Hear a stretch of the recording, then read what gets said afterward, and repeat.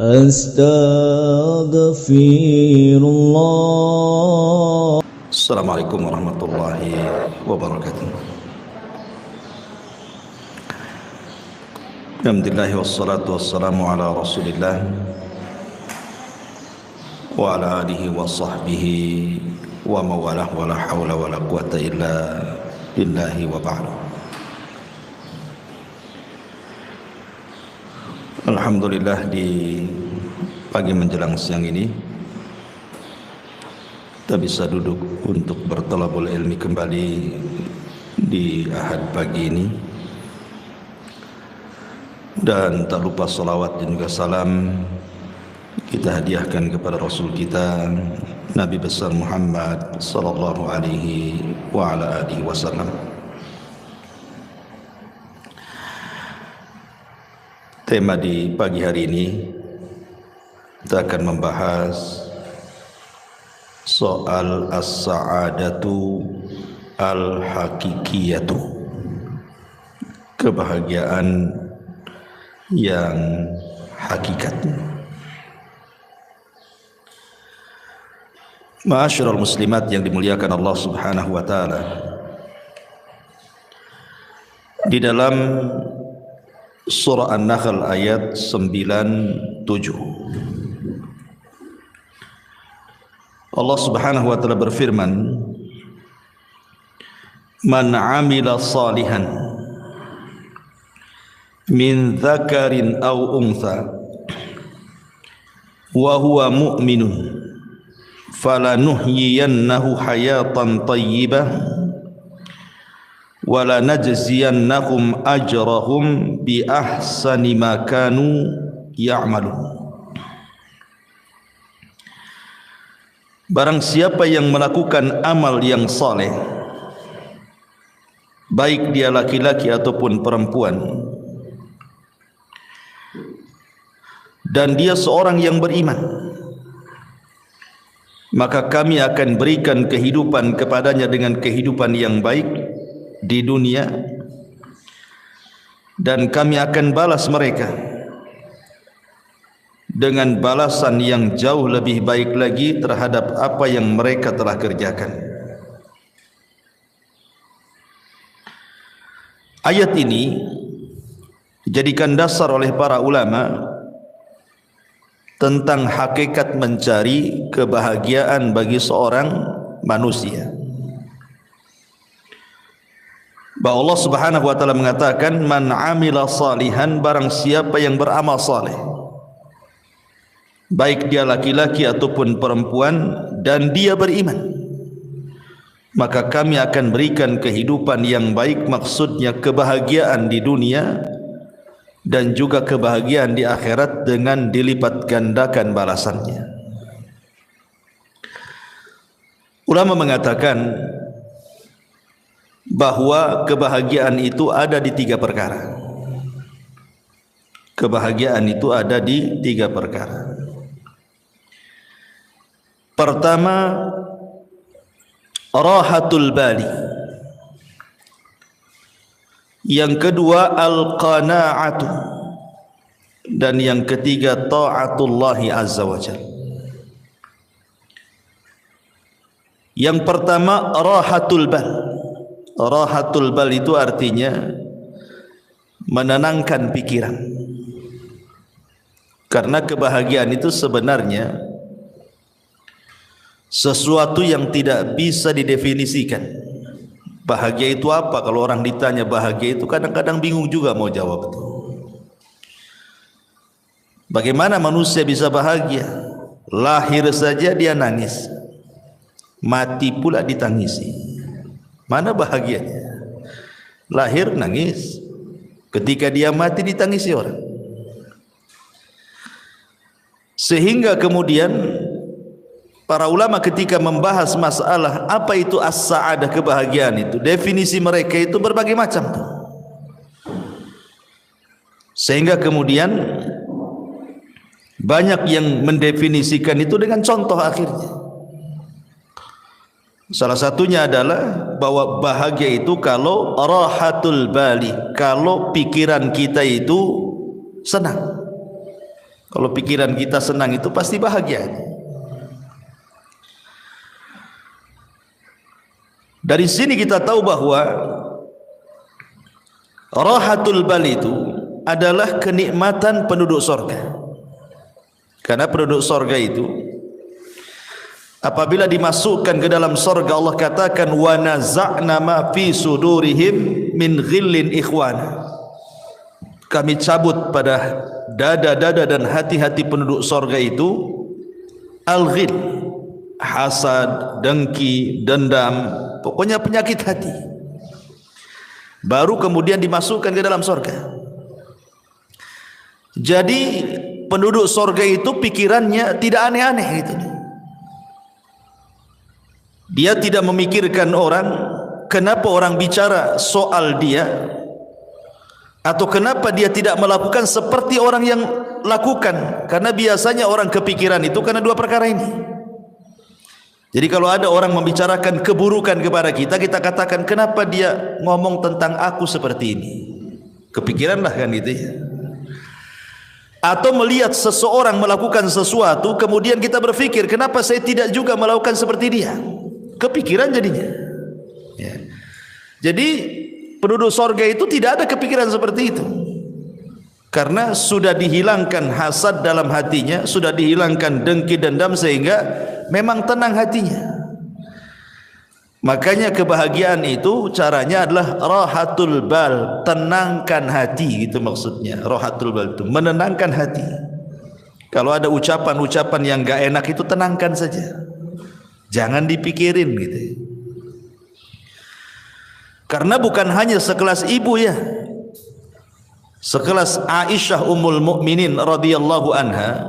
Aisyah Ummul Mukminin radhiyallahu anha, wanita yang paling cerdas, wanita yang paling dicintai Nabi sallallahu alaihi wasallam saja dibicarakan orang.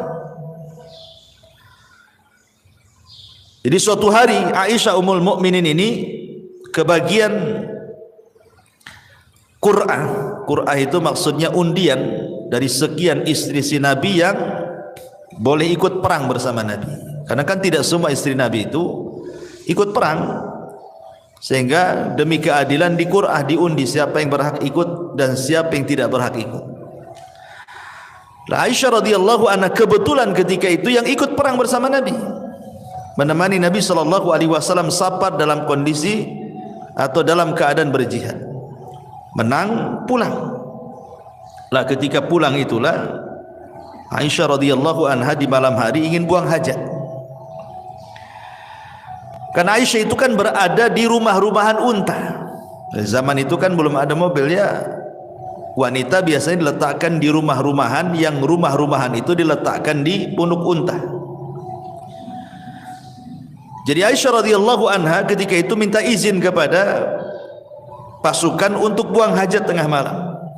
Berangkatlah Aisyah radhiyallahu anha ke padang pasir menjauh dari pasukan. Entah karena lamanya dia buang hajat, sehingga dikiranya oleh pasukan itu Aisyah sudah pulang dan sudah kembali ke rumah-rumah di atas unta itu. Berangkatlah pasukan ini. Ketika sudah berangkat, Aisyah selesai buang hajat, rupanya ketinggalan, nggak ada orang. Tapi Aisyah ini cerdas, dia tidak mungkin menyusul pasukan, karena kalau menyusul bahaya. Mendingan dia nunggu saja di situ. Boleh jadi nanti kalau orang-orang itu tahu bahwa dia belum ada di rumah-rumahan unta itu, pasti balik lagi. Jadi Aisyah hanya menunggu saja. Lah saat menunggu itulah rupanya ada seorang sahabat namanya Safwan ibn Mu'attil ketinggalan pasukan. Ketika Safwan ibn Mu'attil ini melihat Ummul Mukminin Aisyah radhiyallahu anha, kaget dia. Kenapa kok Aisyah ada di situ? Akhirnya kemudian tidak banyak bicara. Aisyah radhiyallahu anha suruh naik di atas tunggangan unta yang dibawa Safwan. Dia pun berjalan membawa pelananya sampai ke pasukan. Maka lewatlah ketika itu di hadapan seorang tokoh munafik namanya Abdullah ibn Ubay ibn Salul ibn Sabah. Maka ketika itulah kemudian diisukan Aisyah radhiyallahu anha selingkuh dengan Safwan ibn Mu'attil. Dan dalam sekejap saja berita itu menyebar di kota Madinah bahwa Aisyah berzina dengan Safwan, Aisyah berzina dengan Safwan.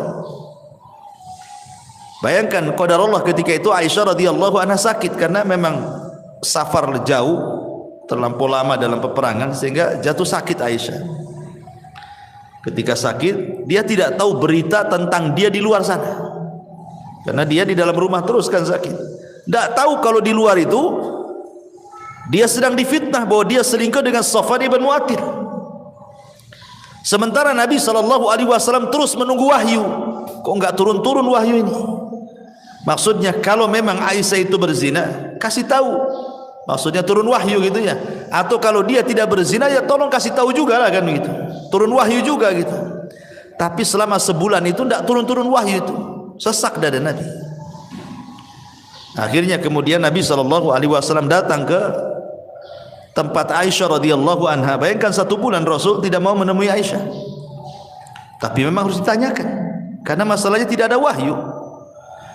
Ketika kemudian sampai di rumah Aisyah, di situ ada Abu Bakar dan juga ada istrinya dan juga ada Aisyah radhiyallahu anha. Rasul belak-belakan mengatakan, wahai Aisyah, kalau engkau jujur, maksudnya kalau memang engkau melakukannya, tinggal bertobat gitu ya. Nanti Allah Subhanahu wa taala akan mengampuni dosamu. Tapi kalau engkau tidak melakukannya, pasti nanti turun wahyu dari 7 lapis langit sana bahwa engkau tidak akan melakukannya dan engkau tidak pernah melakukannya dan dustalah perkataan orang-orang itu. Akhirnya kemudian sesaat setelahnya turun wahyu surah An-Nur 1-9 bahwa Aisyah ummul mukminin radhiyallahu anha berlepas diri dari tuduhan perzinahan atau perselingkuhan dia dengan Safwan ibn Mu'attil. Dari sini kita tahu bahwa sekelas Aisyah radhiyallahu anha saja dibicarakan manusia. Ya. Atau Maryam bintu Imran. Sama juga Maryam juga. Maryam itu kan wanita suci, Bu. Dia tidak pernah keluar dari mihrabnya. Sampai-sampai Allah Subhanahu wa taala menjelaskan bagaimana Maryam ini kehidupannya hanya ruku sujud saja, enggak pernah kerja lain. Jadi di mihrabnya itu ibadah saja. Jadi suatu hari Maryam ini keluar buang hajat.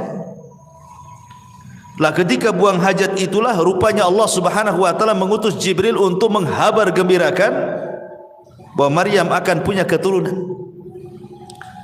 Akhirnya kemudian dicegatlah oleh malaikat Jibril dalam bentuk manusia, fatamatsala lahu basharan sawiya. Maka Jibril datang dalam bentuk pemuda tampan.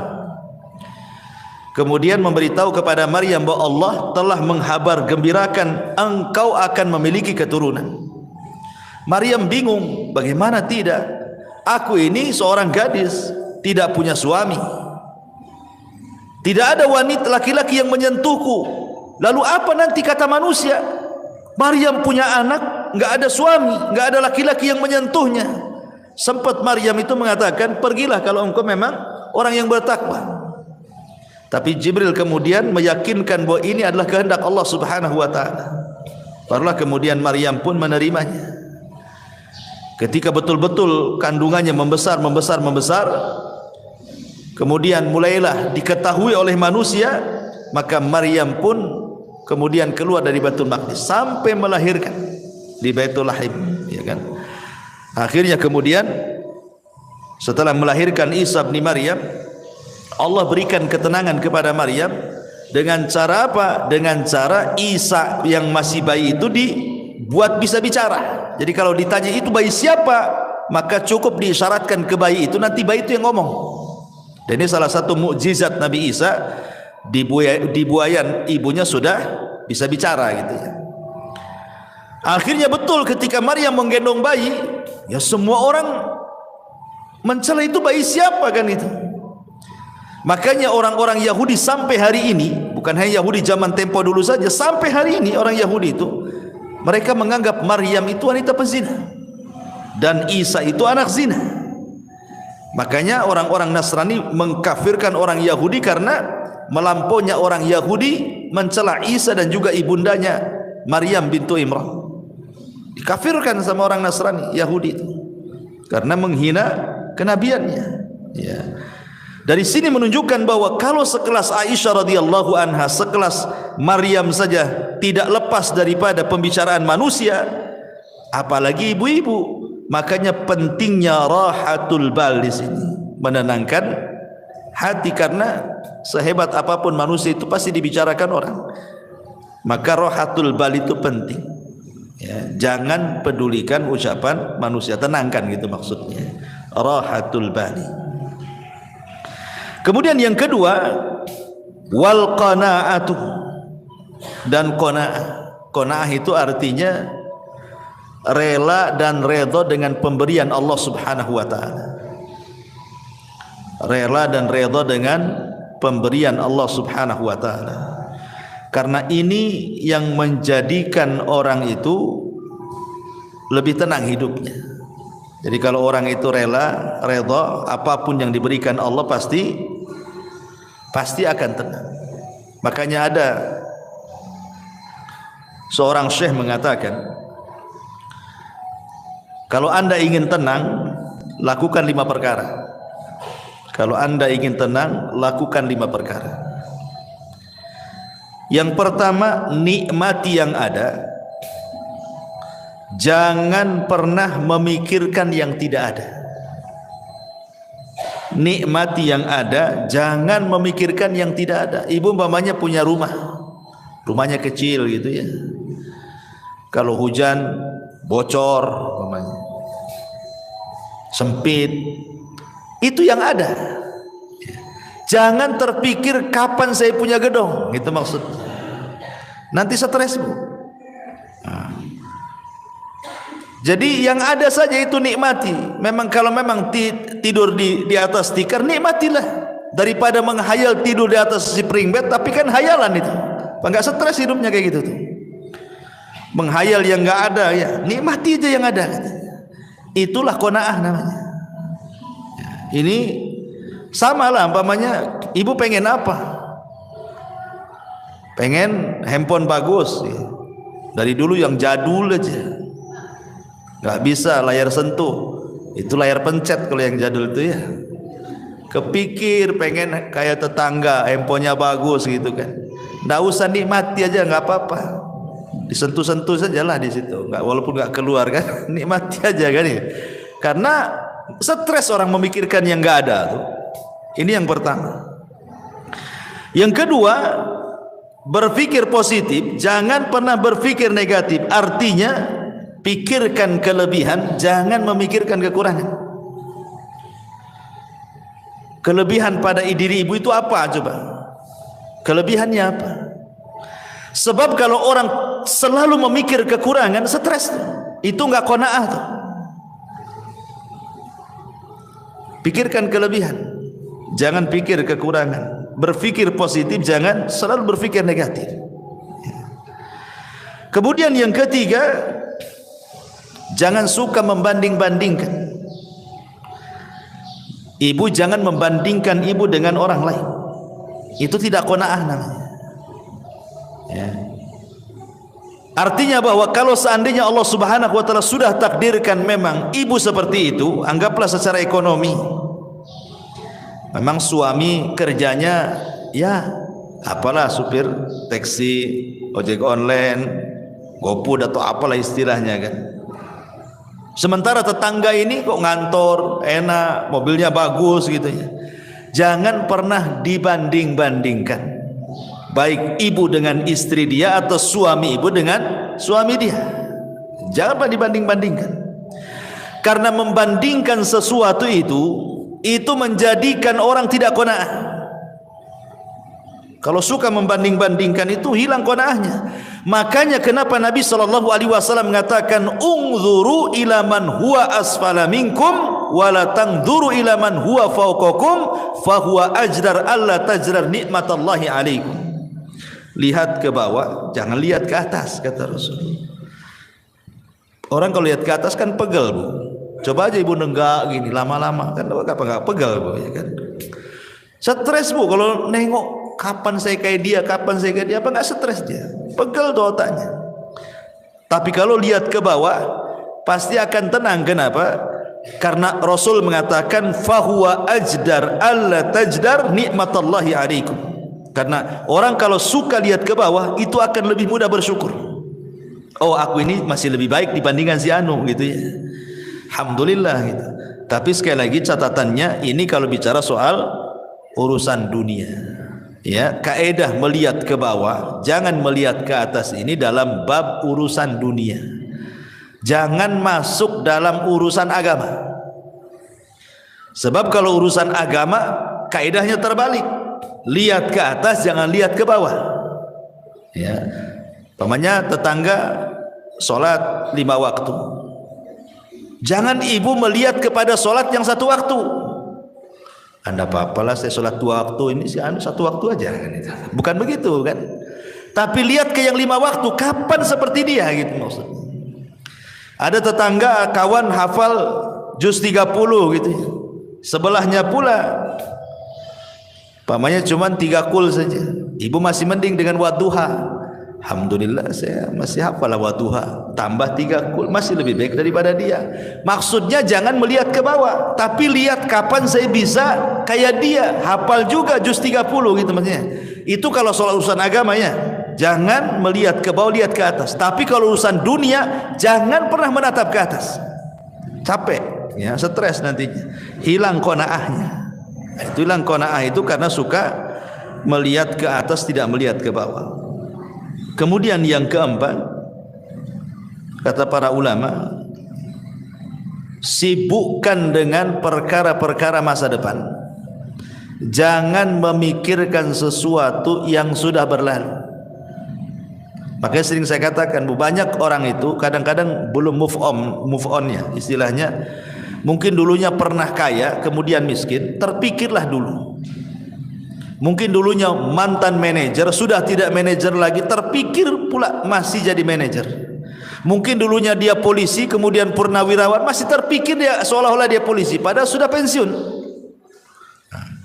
Orang kalau memikirkan terus masa lalu, tidak pernah menatap masa depan, Bu, nggak akan pernah orang ini bahagia. Karena dia belum bisa menerima keadaan, itu masalahnya kan. Makanya saya kadang-kadang heran, mungkin dulunya mantan militer gitu ya, TNI, Polri atau apa, udah nggak pensiun lagi, sudah nggak berjabat lagi, dia pensiun. Kadang-kadang turun di masyarakat itu seolah-olah dia masih TNI itu, nunjuk-nunjuk orang, soal dia polisi, padahal udah nggak polisi lagi. Kan berarti kan belum bisa menghilangkan kenyataan kalau dia itu sudah bukan polisi lagi, bukan manajer lagi, bukan menteri lagi, bukan itu yang kadang-kadang tidak bisa dilupakan. Makanya kenapa Nabi Shallallahu Alaihi Wasallam sampai mengajarkan doa kepada Abu Umamah itu apa? Allahumma inni a'udzubika minal hammi wal hazan. Ya Allah, aku berlindung kepadamu dari alham, kebingungan dan kesedihan. Bingung masa depan, sedih masa lalu, gitu maksudnya. Sedih ini karena memikirkan masa lalu, bingung itu karena memikirkan masa depan. Karena manusia itu kan tidak lepas daripada bingung, stres, sedih. Ya sedih memikirkan masa lalu, stres sekarang ini memikirkan masa sekarang, bingung apa yang harus dilakukan besok, gitu kan. Itulah manusia di antara 3 perkara ini. Makanya supaya kita qanaah, jangan memikirkan sesuatu yang sudah berlalu, tatap masa depan supaya lebih qanaah. Ya sudahlah, sudah takdirnya. Yang penting saya pernah kaya dulu, kan itu ya. Yang penting saya sudah pernah jadi pejabat, sudah merasakan, saya sudah tahu semua. Kan enak tuh kalau ngomong gitu ya. Kemudian yang terakhir, kata para ulama di sini, sibukkan memikirkan diri sendiri, jangan pernah sibuk memikirkan orang lain. Ini penting ya. Sibukkan saja, nggak usah ibu mikir ini menteri keuangan nih, nggak usah. Apa yang ibu mikir menteri keuangan pula ya, ibu mikir keuangan sendiri saja lah. Kok mikir pula menteri keuangan, menteri ini, pusing ya. Makanya itu kalau banyak nonton YouTube berita ini kan, akhirnya pusing tuh. Sudahlah, mikir diri sendiri saja, nggak usah mikir-mikir menteri ini menteri itu, itu korupsi, stres Bu. Ya, mikir sendiri. diri sendiri itu bagaimana supaya lebih berkembang lagi, lebih manfaat lagi. Gak usah mikir-mikir orang. Karena ini kalau orang terus mikir terus orang, ganggu urusan orang, sementara dia lupa bahwa dirinya juga banyak kekurangan gitu ya, itu tidak qanaah orang itu. Makanya ini penting ya. Ini yang kedua, kalau ingin bahagia terapkan yang kedua, al-qanaah. Ya, pertama rohatul bal, tenangkan hati. Yang kedua qanaah, redha dengan pemberian Allah Subhanahu wa taala. Kemudian yang ketiga juga ta'atullahi azza wa jalla, berusaha untuk mentaati Allah Subhanahu wa taala. Orang yang paling bahagia itu, Bu, adalah orang yang paling dekat dengan Allah. Saya contohkan, ketika Nabi SAW berada di puncak kesedihan, Rasul itu pernah mengalami puncak-puncaknya kesedihan yang disebut dengan amul hazni. Jadi tahunnya saja sampai disebut tahun kesedihan. Saking sedihnya sekali Nabi itu sampai tahunnya disebut amul hazni. Bayangkan, di tahun yang sama Abu Thalib meninggal dunia. Kemudian setelah Abu Thalib meninggal dunia, disusul istri tercintanya Khadijah bintu Khuwailid. Kemudian belum selesai Khadijah meninggal, datang pula 8 kabilah Quraisy mengancam Nabi, kalau sampai melakukan dakwah, melanjutkan dakwanya akan dibunuh. Akhirnya Nabi SAW ke Taif. Sampai di Taif dilempari batu lagi. Itu memang momen-momen tersedih bagi Nabi SAW. Tapi Nabi SAW berusaha untuk berdoa kepada Allah dan mengatakan, illam takun alayya sakhatun fala ubali. Kalau ini bukan dalam bentuk azabmu kepadaku ya Rabb, aku tidak peduli. Maka Allah Subhanahu wa taala ingin membuat Nabi SAW melupakan segalanya. Bagaimana kesedihan kepada pamannya Abu Thalib, istri tercintanya Khadijah, ancaman orang-orang Quraisy, sempitnya dakwah, Allah ingin hilangkan dan jadikan kebahagiaan. Apa yang dilakukan Allah? Allah buat Nabi SAW naik ke langit. Kemana? Ke Sidratil Muntaha. Untuk apa? Untuk melupakan segalanya. Artinya Nabi ingin didekatkan kepada Allah. Ya kan, semakin tinggi kan semakin dekat, karena Allah kan berada di atas ketinggian. Ketika Nabi SAW dalam kondisi sulit, sesulit apapun, Allah berikan secercah kebahagiaan dengan cara didekatkan dia kepadanya. Maka terjadilah peristiwa dalam sejarah yang disebut dengan Isra dan juga Mi'raj. Untuk apa? Membahagiakan Nabi, supaya tidak sedih lagi. Didekatkan kepada Allah sampai di Sidratil Muntaha. Kemudian disyariatkan satu ibadah yang dengan ibadah itu membawa kebahagiaan. Salat. Salat itulah ibadah yang membawa kebahagiaan. Kenapa? Karena disyariatkan di langit salat itu, di dekat Allah Subhanahu wa taala. Makanya dalam salat itu ada satu gerakan yang menunjukkan penghambaan diri seorang hamba kepada Allah. Apa itu? Sujud. Wajah ini, kalau ibu anggota badan ibu dari atas kepala sampai kaki, yang paling mulia itu wajah. Yang paling mulia. Makanya kalau ditampar wajah orang itu, maka akan berbekas sakit hatinya. Beda kalau dipukul paha, dipukul apa kan, nggak berbekas. Tapi kalau udah wajah diludahi, ditampar, itu kan sakit hati luar biasa. Kenapa? Karena memang dari semua anggota badan yang paling mulia itu adalah wajah. Ya. Sementara tanah itu ada sesuatu yang sangat hina kan gitu, karena diinjak manusia. Tanah yang, bumi yang kita injak itu kan rendah karena diinjak kaki. Ketika ibu kemudian meletakkan sesuatu yang sangat mulia, diletakkan di sesuatu yang sangat rendah, itu menunjukkan apa? Penghambaan namanya. Ya kan? Wajah ini mulia, tanah ini hina karena diinjakkan. Jadi ibu meletakkan sesuatu yang mulia kepada sesuatu yang hina hanya untuk menghambakan diri kepada Allah. Makanya disitulah Allah Subhanahu wa taala akan hubungkan tali dia dengan hambanya saat sujud itulah. Makanya solat disebut solat karena silatun bainal abdi wa rabbih. Dia adalah penyambung tali antara hamba dengan Allah.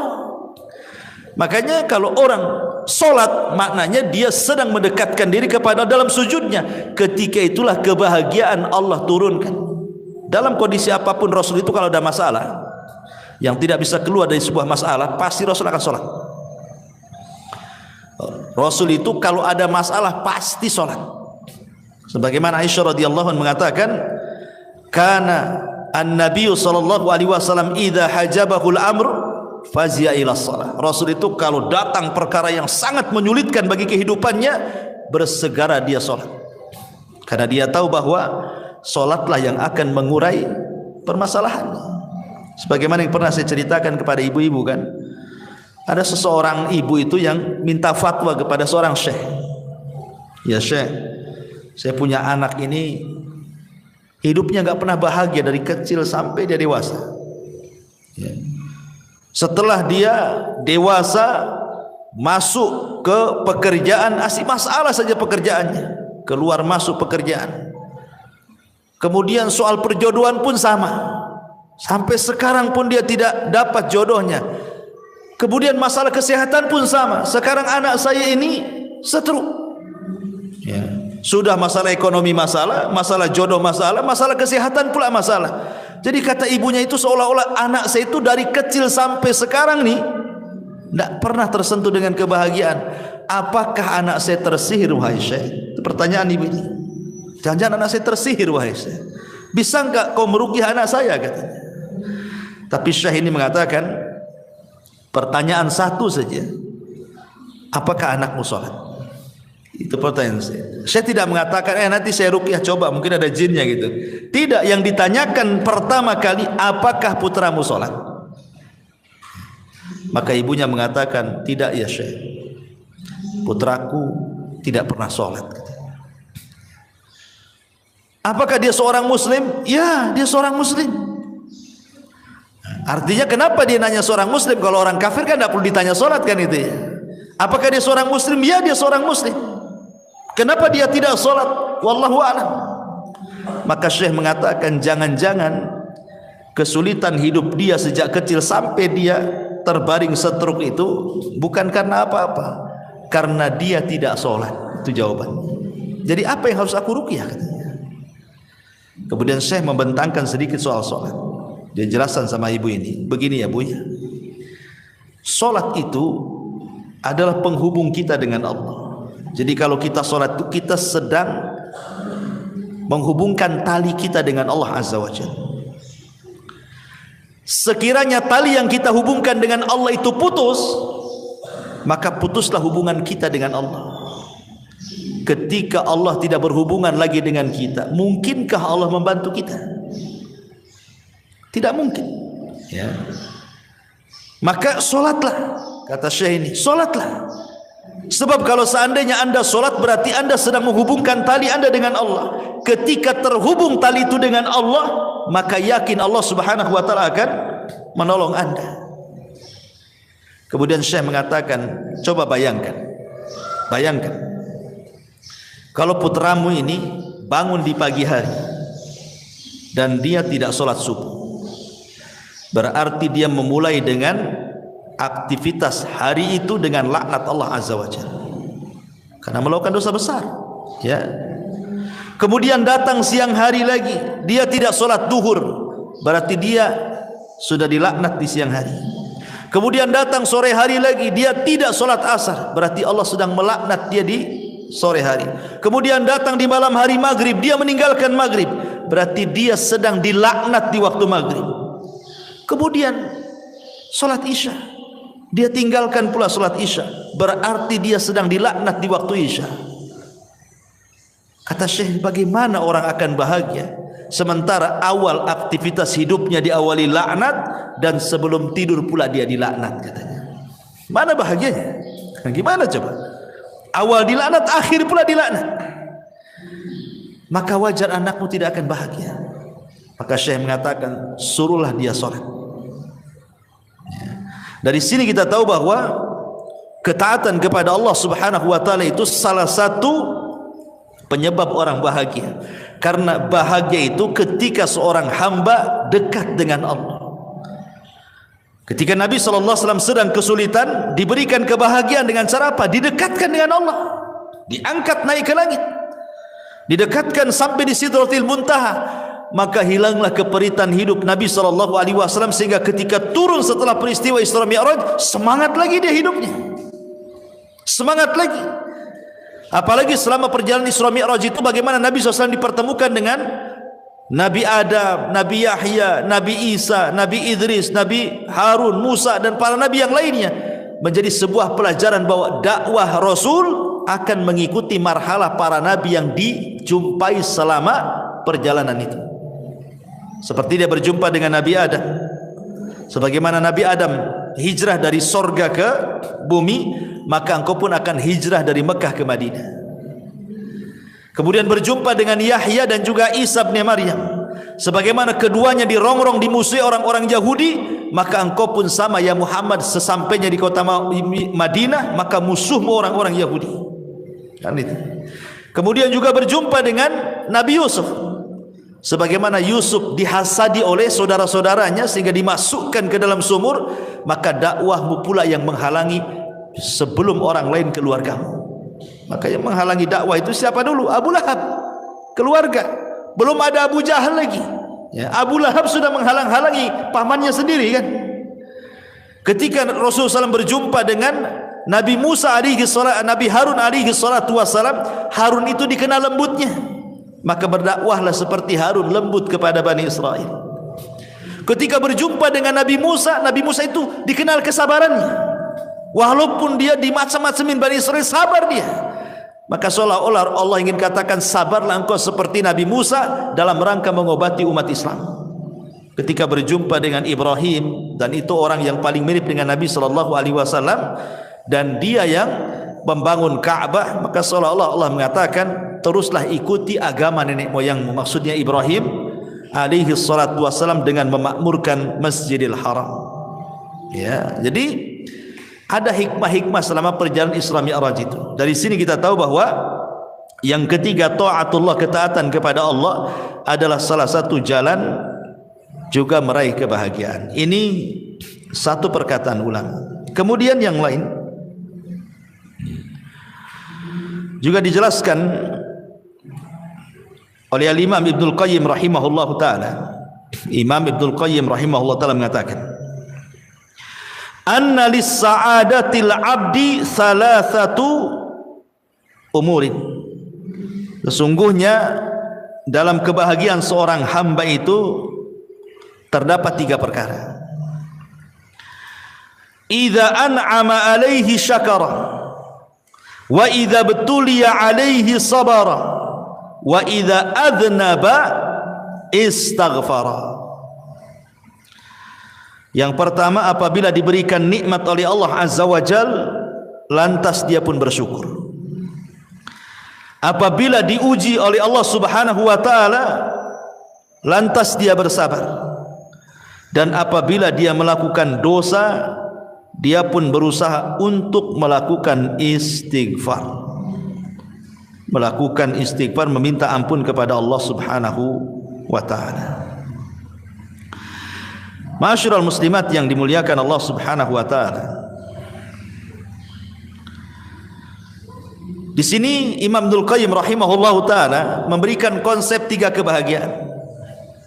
Kalau tadi kan konsep 3 kebahagiaan, pertama berusaha menenangkan pikiran, jangan memikirkan banyak hal, hilangkan hasad, hilangkan dengki macam-macam ya. Kemudian qanaah, kemudian lebih taat lagi kepada Allah. Maka konsep Imam Ibnul Qayyim berbeda lagi. Kalau ingin bahagia, yang pertama apabila mendapatkan nikmat bersyukur. Apabila mendapatkan nikmat bersyukur. Ini kaitan dengan qanaah juga kan? Ya, qanaah itu artinya apa? Syukuri yang ada, jangan memikirkan yang tidak ada. Nikmati yang ada, jangan menikmati yang tidak ada. Yang ada saja, wa in ta'uddu nikmatallah la tuhsuha kan itu. Kalau Anda hendak menghitung nikmat Allah, Tidak mungkin terhitung nikmat Allah itu. Banyak kok nikmat Allah itu. Kemudian yang kedua konsepnya ini yang penting juga. Apabila ditimpa musibah, dia bersabar. Ini yang paling penting dalam konsep kebahagiaan.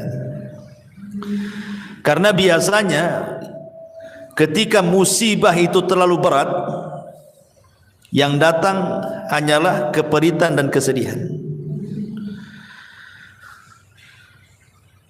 Sering saya katakan, Bu, dalam beberapa kajian di sini kan, bahwa pada setiap perkara yang ada kebahagiaan, pasti di situ ada kesedihan. Perkara-perkara yang ada kebahagiaan di sebuah perkara, pasti terselip kesedihan di situ. Itu sudah matematika tuh, 1 tambah 1 2 tuh. Contoh, ibu bahagia dengan suami, yang punya suami. Tetapi di balik kebahagiaan ibu suka senang dengan suami itu, pasti suatu ketika ada kesedihan. Tatkala ibu bermasalah dengan suami, ya, atau uang bulanan kurang, sedih. Padahal ada duit dia, kok nggak dikasih saya, katanya. Artinya di sela-sela kebahagiaan itu pasti ada kesedihan tuh. Nengok anak-anak nih, nampak seneng lah anak-anak, apalagi yang masih lucu-lucu ya, usia 4-5 tahun gitu kan, masih lucu-lucunya tuh. Seneng kita nengok anak-anak tuh. Tapi ketika anak itu sakit parah gitu kan, sedihlah kita di situ. Jadi mana-mana tempat ada kebahagiaan, pasti terselip kesedihan di situ. Pasti, ya. Atau ketika ibu melihat harta, ibu punya mobil, punya rumah, punya uang gitu kan, kan senang itu. Karena itu juga salah satu penyumbang kebahagiaan kan gitu. Siapa bilang mobil itu tidak menyumbang kebahagiaan? Masih enak naik mobil daripada jalan kaki kan, Bu. Capek jalan kaki, apalagi jauh, sedih kali itu. Tetapi kan bukan segala-galanya. Tapi di balik harta yang merupakan penyumbang kesenangan bagi kita itu juga ada kesedihan. Kesedihan, takut kalau seandainya harta itu hilang, takut kalau seandainya motornya hilang gitu ya. Ini cicilan udah hampir berapa bulan lagi mau lunas gitu kan. Stres dia. Senang tuh udah bisa beli motor ya dengan cicilan sekian. Biasanya orang-orang kan gitu, paling 3 bulan lagi lunas lah. Tapi masalahnya untuk melunasi itu tak ada duit, sedih dia. Satu sisi senang dia punya kendaraan, sisi lain sedih pula dia tidak bisa melunasi. Pokoknya apapun yang terselip kebahagiaan, pasti di situ ada kesedihan. Apapun itu sudah memang ketentuan, ada bahagia, ada sedih, ada musibah, ada nikmat. Tetapi kata para ulama mengatakan,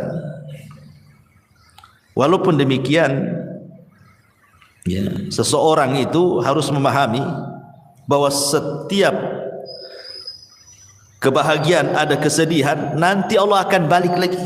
Setiap kesedihan itu pasti ada kebahagiaan. Kenapa demikian? Karena Allah Subhanahu wa taala mengatakan di 2 ayat pertama, wa tilkal ayyam nudawiluha bainan nas. Yang namanya hari itu diputar, Bu. Tidak mungkin Allah menciptakan dalam satu kondisi, tidak mungkin juga Allah menciptakan dalam kondisi yang lain. Begitu terus, tidak mungkin, mustahil. Nggak mungkin orang itu dibuat tertawa terus, apa nggak dianggap gila tuh kalau ketawa terus kan? Nggak mungkin juga orang dibuat menangis terus. Kadang orang itu dibuat Allah ketawa, kadang Allah buat dia menangis. Kadang Allah buat dia bahagia, kadang buat Allah susah. Begitulah kehidupan manusia. Tetapi walaupun demikian, karena Allah itu Rahim, Allah mengatakan inna ma'al usri yusran, inna ma'al usri yusra. Terkadang satu kesulitan itu Allah bukakan banyak kemudahan, ya. Karena Allah mengatakan al usri dengan alif lam, sementara yusran itu dengan nakirah. Maknanya bahwa al usri yang pertama adalah usri yang kedua, tapi yusran yang pertama bukan yusran yang kedua.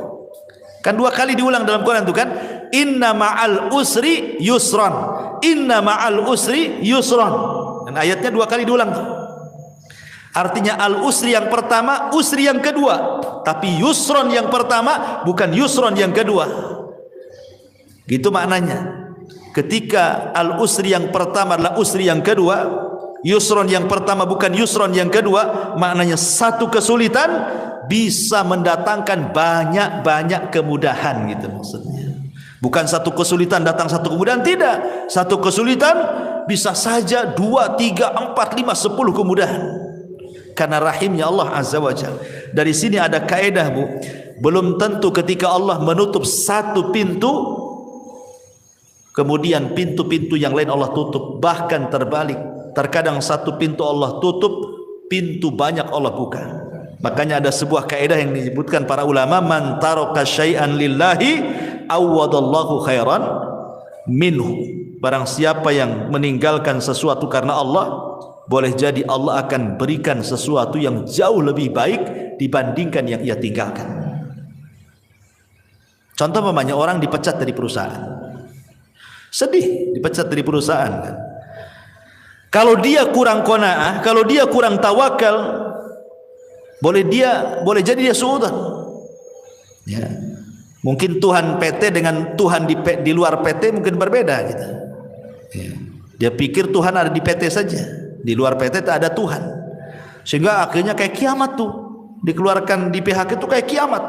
Nanti makan apa, nanti ini itu kan gitu ya. Itu kalau kurang tawakal tuh. Tapi kalau dia kemudian berpikir lagi bahwa boleh jadi ini adalah keputusan Allah terbaik. Mungkin Allah sengaja buat aku keluar dari PT untuk ada pekerjaan yang jauh lebih baik lagi dibandingkan pekerjaan ini. Gitu maksudnya. Sengaja kita dikeluarkan supaya mengambil sesuatu yang lebih baik lagi. Sebab kalau kita tidak keluar dari sini, belum tentu kita dapat jalan lagi. Kalau kita berpikirnya positif seperti ini, bahagia orang hidup tuh. Tapi kalau nggak berpikir ke sini, pikirnya aduh nanti kalau keluar dari PT macam mana saya? Macam mana terus? Ya tidak mungkin dia akan bahagia. Yang ada stres makin gila dia. Nah, makanya di sini juga penting bahwa dua ayat itu juga sebagai pelipur lara bahwa Allah tidak mungkin menciptakan kita dalam satu kondisi, dan ingat setiap kesulitan itu akan banyak kemudahan. Ma'asyiral muslimat yang dimuliakan Allah Subhanahu wa taala. Dan itu kita bisa lihat di kisah-kisah orang-orang soleh gitu ya. Seperti tadi kisahnya atau kisah Nabi Ayub alaihi salatu wassalam yang mudah lah yang sering saya ceritakan kan. Bagaimana Nabi Ayub itu diberikan oleh Allah Azza wa Jalla ujian yang tidak pernah orang diuji sehebat Ayub. Tidak ada ceritanya. Baik sebelum atau sesudahnya. Manusia yang diuji seberat Nabi Ayub. Makanya orang-orang Arab itu kalau ada orang sakit, mereka mengatakan apa? Sabar, seperti sabarnya Ayub katanya. Itu orang Arab ngomong gitu tuh. Padahal tidak mungkin kan orang sesabar Ayub kan? Hanya untuk supaya membesarkan hatinya saja. Mustahil. Nggak ada orang sesabar Ayub apalagi di zaman sekarang. Ya. Sementara musibah Nabi Ayub alaihi salatu wassalam itu luar biasa bertubi-tubi itu. Mulai daripada kehilangan harta, kemudian disusul kehilangan anak, kemudian disusul dengan banyaknya penyakit, kemudian disusul tidak ada orang yang mendekati, dibicarakan manusia. Sumpah, coba bayangkan. Ibu ini enggak kehilangan harta. Ya, harta masih ada, rumah masih ada. Ibu sehat, enggak ada penyakit. Ya, apalagi anak-anak ada, cuman ibu ini dibicarakan orang saja. Itu sudah sedihnya itu bukan kepalang tuh. Pikirannya, padahal hanya dibicarakan orang saja. Ini Ayub ini sudah dibicarakan orang, ditinggalkan orang, hartanya diludeskan, anaknya dimatikan, penyakitnya diparahkan. Makanya tidak ada ujian seberat Ayub. Tetapi walaupun demikian Ayub itu sabar. Sabar, tidak pernah mengeluh sedikit pun. Yang tidak sabar justru istrinya. Ya, istrinya yang tidak sabar. Dia ngomong sama Nabi Ayub alaihi salatu wassalam, mungkin bahasa saya ini, bang, berdoalah kepada Allah gitu. Kok ini sudah lama sakit? Ya, sudah lama sakit. Kau seorang Nabi, saya yakin kalau engkau berdoa kepada Allah, pasti Allah akan kabulkan doamu. Jadi istri mendorong supaya Ayub berdoa kepada Allah untuk dibalikan nikmatnya. Tapi subhanallah, lihat bagaimana Ayub ini mengajarkan kepada kita syukur ya. Dia mengatakan kepada istrinya, coba pikirkan berapa lama Allah berikan nikmat kepada kita. Berapa lama? Kata istrinya 70 tahun. Kata Ayub, 70 tahun kita di atas kenikmatan. Sekarang Allah baru uji saya 18 tahun. Kalau saya harus meminta kepada Allah, ini belum seimbang. Ya. Harusnya kalau seimbang, ya nunggulah nanti setelah penyakitku 70 tahun lagi, baru aku meminta kesembuhan, gitu maksudnya Ayub itu. Ini kita di atas nikmat 70 tahun, diuji 18 tahun, masa kita sudah harus meminta kepada Allah, katanya. Ayub tidak mau. Ya. Tapi ketika kemudian ada dua orang temannya Ayub yang berbincang-bincang soal Ayub dan mengatakan jangan-jangan Ayub itu diberikan penyakit oleh Allah, itu bukan penyakit biasa, itu penyakit kutukan, katanya. Kata kawannya, kok bisa kau bilang penyakit kutukan? Iyalah, kalau bukan kutukan apa namanya? Masa satu cuil penyakit pun tidak ada tanda-tanda kesembuhan, katanya. Kalau bukan kutukan apa namanya? Kedengaranlah kalimat ini ke telinga Ayub.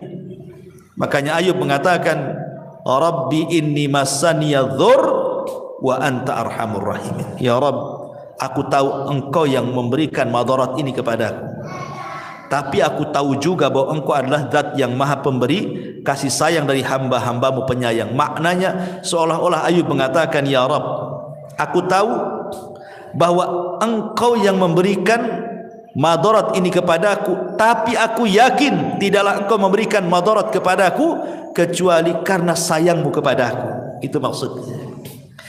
Lihat bagaimana ada berdoa Ayub saja tidak dirinci penyakitnya. Menunjukkan apa? Menunjukkan Ayub itu tidak tasahud. Tasahud itu artinya menolak takdir, kayak kita kan ngomel-ngomel sama Allah. Enggak. Ayub kan tidak merinci kan musibahnya, dia hanya mengatakan, aku tahu ya Rabb, engkau yang menimpakan penderitaan ini. Lain kalau kita ngomong, ya Allah, anak saya sudah mati, ya, dirinci kalau kita doa itu kan.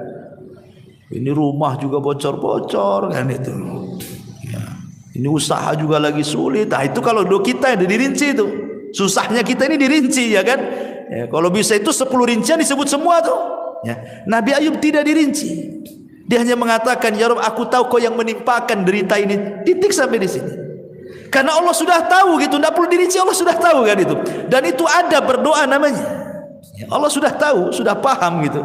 Makanya sejak itulah Allah Subhanahu wa taala kabulkan permintaan Ayub dan Allah kembalikan nikmatnya. Dan ini dari sini ada kaidah bahwa barang siapa yang meninggalkan sesuatu karena Allah, pasti Allah akan ganti sesuatu itu yang jauh lebih baik lagi. Ya. Karena orang di depan musibah itu kan terbagi menjadi 3, Bu, ya. Yang pertama tasahud, tidak redha, tidak rela. Kemudian mulutnya ini ngomong macam-macam. Ya. Ini seburuk-buruknya orang. Orang ini nggak akan bahagia selamanya. Yang kedua, dia berusaha untuk rela, redha, ikhlas gitu ya. Tapi terkadang kalau disentuh hatinya keluar juga dia. Jadi pura-pura sabar saja, tapi kalau diajak bicara keluar semua keluhannya. Ya, tapi masih mendingan lah dibandingkan orang yang pertama. Kemudian yang ketiga, orang yang betul-betul ikhlas, betul-betul redha, lisannya pun dia tidak pernah mengeluh. Ya, bahkan dia sanggup mengucapkan alhamdulillah. Itulah sebahagia-bahagia manusia ketika dia bisa sabar, bisa rela, bahkan bisa mengucapkan alhamdulillah di depan musibah yang dialaminya. Kemudian ini diantara perkataan Ibnul Qayyim. Kemudian yang ketiga, wa idza adzanaba istaghfara, dan apabila berdosa dia segera melakukan istighfar. Ma'asyiral muslimat yang dimuliakan Allah Subhanahu wa taala, inilah diantara konsep Imam Ibnul Qayyim ketika bicara soal kebahagiaan. Kemudian yang ketiga, konsepnya Sufyan Ats-Tsauri. Sufyan Ats-Tsauri rahimahullahu taala. Dia mengatakan bahwa ma baqili min na'imid dunya illa thalathin. Kata Sufyan Ats-Tsauri, aku tidak pernah merasakan nikmatnya dunia, maksudnya kebahagiaan dunia ini, kecuali karena 3 perkara.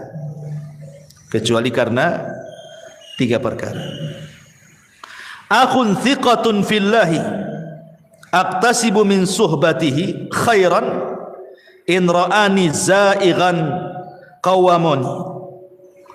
qawwamani aw mustaqiman ragabani wa rizqun wasi'un halalun laysat lillahi alayya fihi tabi'atun wa la li makhluqin alayya fihi minnatun wa salatun fi jama'atin akfi sahwaha wa arzak ajruha. Kata Sufyan Ats-Tsauri rahimahullah, yang pertama akhun thiqah. Kebahagiaan itu kalau memiliki kawan yang bisa dipercaya, di mana aku mengambil manfaat dari perkawanan itu.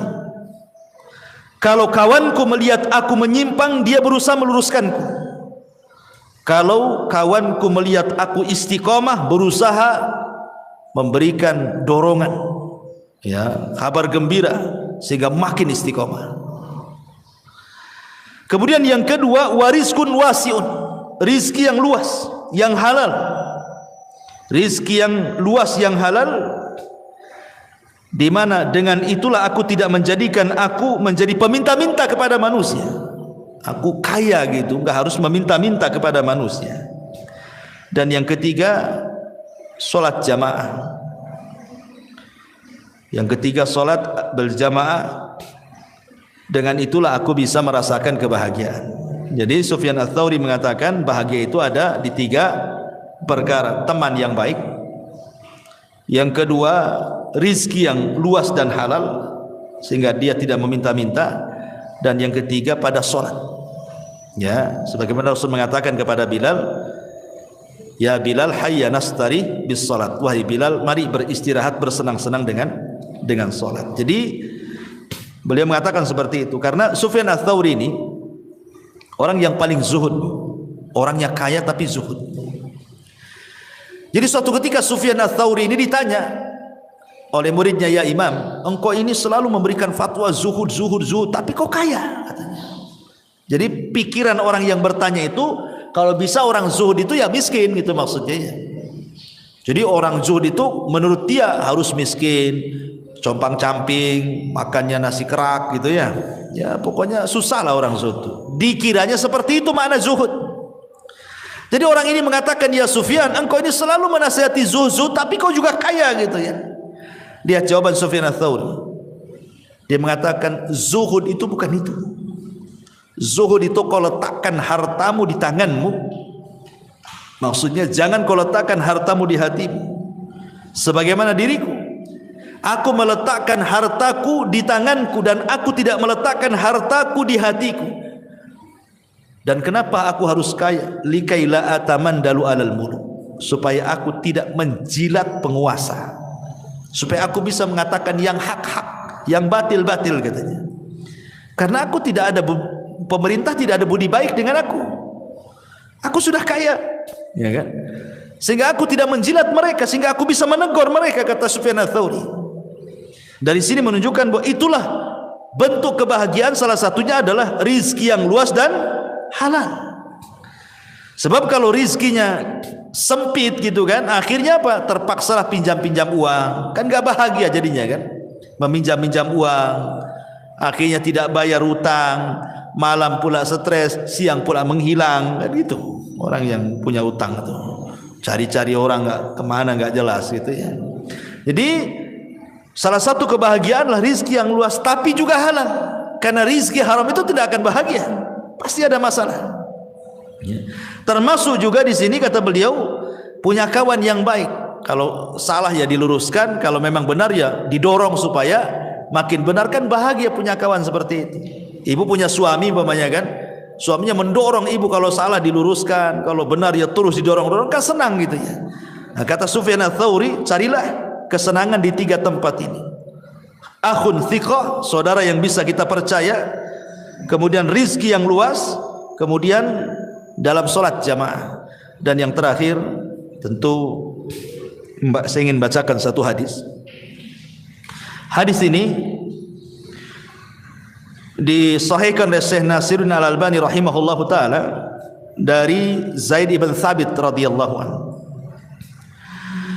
Rasul mengatakan, "Man kanatid dunya hammahu, farraqallahu alaihi amrahu, wa ja'ala faqrahu baina 'ainaihi, wa lam ya'tihi minad dunya illa ma kutiba lahu. Wa man kanat al-akhiratu niyyatahu, jama'allahu lahu amrahu, wa ja'ala ghinahu fi qalbihi, wa atathu ad-dunya wa hiya raghibah." Barang siapa yang dunia menjadi tujuan hidupnya, maka Allah Subhanahu wa taala akan cerai-beraikan perkaranya, dan Allah akan jadikan kefakiran di kedua matanya, dan tidaklah dunia yang datang kepadanya kecuali apa yang sudah dicatat takdir saja. Tetapi barang siapa yang akhirat adalah niat hidupnya, maka Allah Subhanahu wa taala akan kumpulkan perkaranya, dan Allah akan jadikan kekayaan dalam hatinya, dan Allah akan datangkan dunia kepadanya sementara dia menolaknya. Ma'asyiral muslimat yang dimuliakan Allah Azza wa Jalla, hadis ini adalah hadis yang sangat mulia sekali, satu dasar mencapai kebahagiaan dunia dan akhirat. Pertama, penggalan yang pertama, Rasul mengatakan barang siapa yang dunia itu menjadi tujuan hidupnya, maka Allah pasti akan mencerai-beraikan urusannya, dan Allah akan jadikan kefakiran di kedua matanya. Kemarin kita sudah jelaskan, Bu, ada orang kaya diazab dengan kekayaannya, bahkan seolah-olah lebih miskin dibandingkan orang-orang yang sudah jelas miskin. Ada orang miskin, Bu, mungkin dia tukang bangunan, ya, kadang helper, ya, mungkin yang paling rendah dalam tukang bangun itu helper itu. Ya. Kadang ada borongan, kadang tidak, gitu. Kadang ada proyek, kadang tidak. Tapi dia bisa hidup dengan keluarganya. Dia bangun tidur, kemudian jam 8 dia sudah kerja, jam 5 pulang. Kemudian dia bisa senang dengan anak istrinya coba. Nanti besok gitu lagi. Ya. Tapi ada orang-orang kaya, Bu, itu seolah-olah 24 jam hidupnya itu dengan duit saja, nggak ada untuk keluarga tuh. Ada orang kayak gitu kan? Karena orang kaya itu umpamanya, oh ini ada meeting ke Medan nih, seminggu di Medan. Sementara tukang bangunan ini di rumah terus dia sama keluarganya. Dari pagi bisa dia tengok istrinya. Ini nanti sebulan kemana? Sebulan kemana? Kapan tuh sama keluarganya dia? Itu kan orang ini diazab dengan kekayaan namanya tuh. Kok kekayaannya yang mengadab? Harusnya orang yang kaya itu lebih banyak hidup dengan keluarga dibandingkan orang miskin. Ini tidak gitu. Kenapa orang yang miskin itu lebih senang hidup dengan anak istrinya, lebih banyak waktunya? Orang kaya ini pula sedikit waktunya. Berarti dia diazab dengan kekayaannya. Orang miskin aja nggak kayak gitu cari uangnya kok. Kalau sudah cukup untuk makan selesai. Ini tidak cukup-cukup. Maknanya dia itu miskin, tidak kaya sebenarnya, karena tidak cukup. Ya. Makanya di sini Rasulullah mengatakan, "Man kanatid dunya hamma," siapa yang dunia tujuannya itu, farraqallahu alaihi amrah, pasti Allah cerai-beraikan urusannya. Kalau dia tidur, Bu, apa maksudnya Allah cerai-beraikan itu? Hatinya dicabang-cabangkan. Ya. Maksudnya farraqallahu alaihi amrah itu hatinya dicabang-cabangkan, tidak bisa tidur, Bu. Nanti satu sisi otaknya mikir ini, sisi lain mikir ini, sisi lain, pokoknya tidur itu menghayal aja dia. Gimana mau tenang coba? Tidur aja tidak bisa, karena mikir ini, mikir ini, mikir itu, banyak mikir. Akhirnya ketika dia banyak mikir itulah wa ja'ala faqrahu baina ainaihi, maka hidupnya tidak akan tenang sehingga Allah jadikan kefakiran di kedua matanya.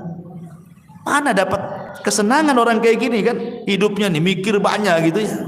Tetapi sebaliknya, walam ya'tihi minad dunya illa ma kutiba lahu, padahal dunia sendiri kalau dicari tidak lebih daripada yang ditakdirkan saja.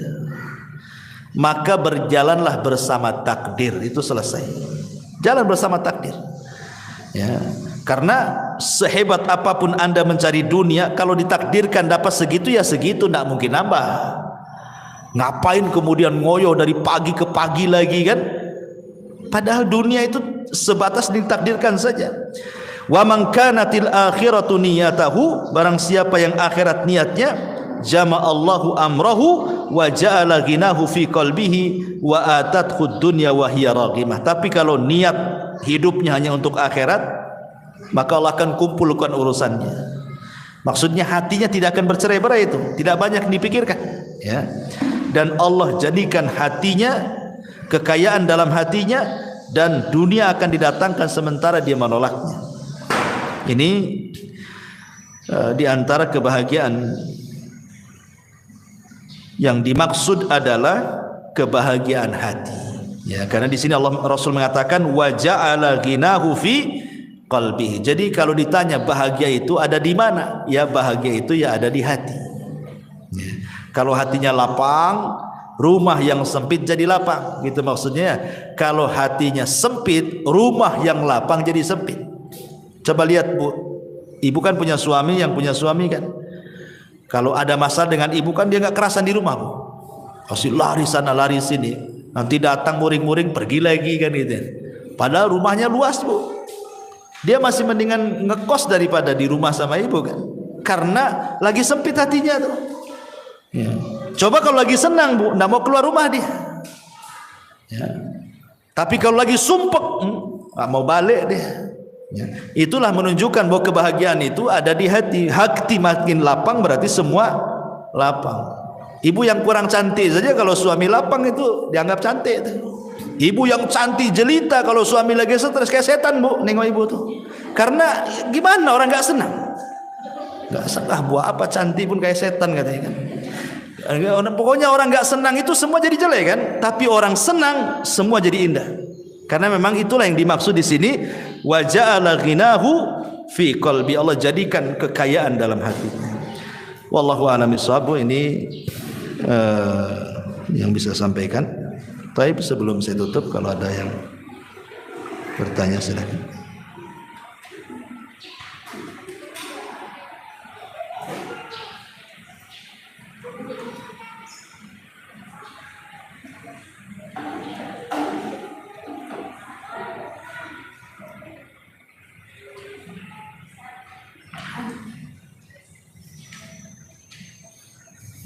Ya.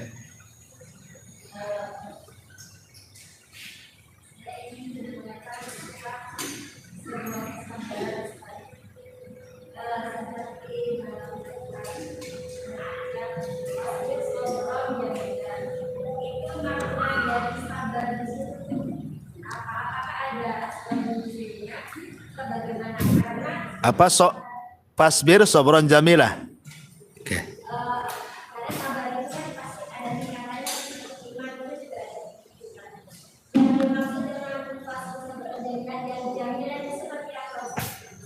Iya. Aisyah radhiyallahu anha ketika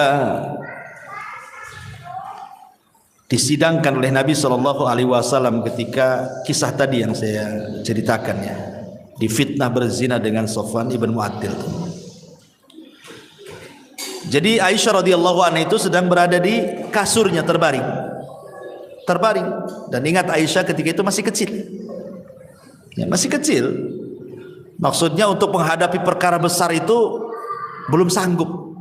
Kan dia masih kecil. Ya, Rasul kan sudah tua ya kan. Kemudian di sampingnya ada Abu Bakar dan Ummu Ruman ibunya. Kemudian Nabi SAW bertanya, wahai Aisyah, wa in kunti lamamti bidzambin fastaghfirillah. Aisyah, kalau memang kau melakukannya, maksudnya berzina dengan Safwan ibn Mu'attil, akui saja. Karena kalau tobat pasti Allah terima tobatnya. Tetapi kalau tidak melakukannya, yakin Allah pasti akan membebaskan kamu dari 7 lapis langit sana. Aisyah radhiyallahu anha ini heran, kenapa Nabi SAW memberikan 2 soalan yang salah satunya seolah-olah terpengaruh dengan orang munafik. Kan ini soalan yang sulit dijawab. Ngaku atau tidak? Kan begitu pertanyaannya. Ya. Ngaku atau tidak? Kalau ngaku bertobat, kalau tidak sabar. Ketika Rasul mengatakan kalau engkau melakukannya, ini kan kesannya membenarkan isu-isu orang-orang munafik di luar. Makanya Aisyah radhiyallahu anha tidak bisa menjawab gitu kan. Dikasih dua soalan seperti ini. Aisyah hanya melirik siapa? Abu Bakar dan mengatakan, "Ajibi anni ya abi." Wahai bapak, aku tolong jawab pertanyaan Nabi. Kata Abu Bakar, "Apa yang harus kujawab?" katanya. Abu Bakar menangis. Kemudian Aisyah menengok ibundanya Ummu Ruman. "Tolong ibuku, jawablah pertanyaan Nabi." Ibunya pun tidak bisa menjawab, menangis juga ibunya. Jadi Aisyah radhiyallahu anha ini merasa tidak ada pembelaan di situ. Ya. Bapaknya tidak membela dia, ibunya tidak membela dia gitu. Dia harus menanggung fitnah dari luar. Aisyah radhiyallahu anha langsung mengambil selimut, namanya anak-anak. Dia mengatakan, "Kalau kalian tidak ada pembelaan kepada aku," katanya, "aku hanya teringat dengan doanya bapaknya Yusuf, Yakub. Dia mau ngomong Yakub itu lupa. Ya, kan bapaknya Nabi Yusuf kan Yakub. Lupa dia mau ngomong Yakub itu. Sehingga dia mengatakan bapaknya Yusuf. Karena masih muda Aisyah sehingga lupa gitu mau bilang Yakub itu. Kecuali aku teringat dengan perkataan ayahnya Yusuf, maksudnya Yakub. Fa sabrun jamil wallahu dan sabar itu indah dan Allah akan menyingkap setiap orang-orang yang telah memfitnah." Di sini ada kalimat apa? Fa sabrun jamil. Kata Aisyah radhiyallahu anha, aku hanya teringat ucapan ayahnya Yusuf mengatakan fa sabrun jamil wallahu musta'anu ala ma tasifun. Sungguh sabar itu indah. Maknanya apa? Apalagi yang harus dilakukan coba? Kecuali sabarlah. Ya. Apa yang bisa dilakukan kalau sudah seperti ini? Ya sabar kan gitu ya. Ibu ditimpa musibah, emang bisa apa dengan musibah itu kalau selain dari sabar kan? Ditinggal mati suami umpamanya. Emang dengan cara teriak-teriak tiba-tiba suaminya bangun lagi dari kuburan? Bukan makin senang bu, ibu makin kabur kalau suami bangkit lagi dari kuburan tuh. Apalagi malam-malam kan gitu ya. Artinya kan tidak bisa dengan cara apapun ya menghadapi musibah, cuma satu, sabar. Itu yang paling indah tuh. Karena dengan sabar itulah bisa melupakan kesedihan. Makanya sabar itu indah. Karena bisa melupakan kesedihan. Sebab kalau tidak sabar tidak indah hidupnya. Pasti akan rusak seluruh hatinya kan. Nah itulah makanya kenapa sabar itu indah. Karena pada setiap kesabaran itu pasti ada keindahan. Tapi kalau tidak sabar nggak akan indah hidupnya. Stres terusnya. Wallahu a'lam. Dah? Iya.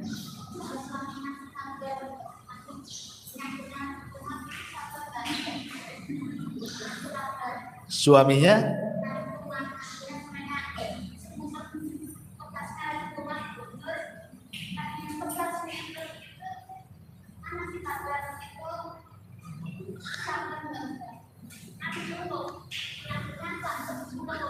ngeluh. Yang ngeluh siapa? Suaminya ngeluh. Istrinya ngasih nasihat, sabar gitu. Malah marah dia. Oh.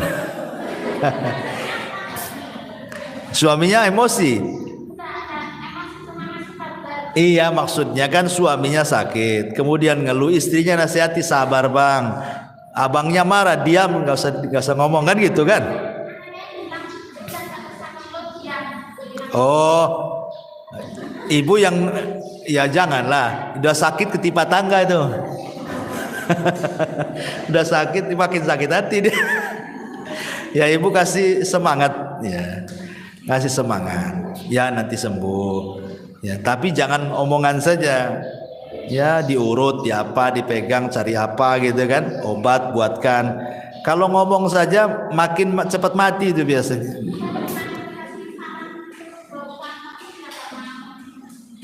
Oh dia nggak mau berobat. Dia suruh berobat. Ya, berobat itu kan wasilah kesembuhan. Nggak boleh tawakal saja. Karena Allah itu memberi kepada yang berusaha, bukan kepada yang berdoa. Itu kaidah. Allah itu memberi kepada yang berusaha, bukan kepada yang berdoa. Kalau berdoa saja, ya Allah, nggak akan diberi. Tapi kalau habis berdoa dia usaha, Allah kasih. Ini ada anak muda nih, masuk ke masjid berdoa, ya Allah kasihlah anak yang soleh. Kasih anak soleh? Tidak, kawin aja enggak. Mana mau dapat anak? Usaha kawin dulu baru dapat anak kan gitu. Jadi Allah itu memberi ke yang berusaha, bukan kepada yang berdoa. Maka sarankan jangan berdoa terus, usaha juga. Berdoa minta kesembuhan, ya makan obat juga gitu maksudnya. Atau terapi-terapi apa gitu ya, karena doa itu tidak menghilangkan akhdhu bil asbab, mengambil sebab ya. Ya Bu, saya kira cukup lah. Ini sudah jam 10, saya harus ke Batam Center. Mudah-mudahan ada manfaatnya. Subhanallah bihamdika, asyhadu an la ilaha illa anta, astaghfiruka wa atubu ilaik. Allahu ta'ala. Assalamualaikum warahmatullahi wabarakatuh.